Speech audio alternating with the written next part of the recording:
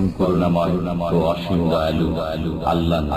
আলী রাদিয়াল্লাহু তাআলা আনহুকে যেই ব্যক্তি খুন করেছিল ইবনে মুলজাম, তার নাম আব্দুর রহমান ছিল, কিন্তু আব্দুর রহমান হওয়ার যোগ্য নাই। মুলজাম বাপের নাম ছিল মুলজাম, ইবনে মুলজাম। এই মুলজামের সন্তান খারিজি, হুয়াল্লাযী কাতালা আলিয়ান, আলী রাদিয়াল্লাহু তাআলা আনহুকে খুন করেছিল। কিন্তু নামাজে কেমন ছিল জানেন? বলছে সাল্লা ফিল্লাহ, রাত্রে শুধু এশার ফজর নাই, তাহাজ্জুদ, এত লম্বা লম্বা তাহাজ্জুদ পড়তো। হাত্তা আসবাহাত জাবহাতুহু কারাকবাতিল আনাস, তার মাথা কপাল, এই যে কপাল, কপাল কার মতো হয়েছিল?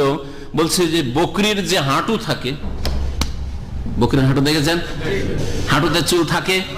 থাকে না। কেন? ভর দিয়ে দিয়ে, ঘষা দিয়ে দিয়ে, তাই না?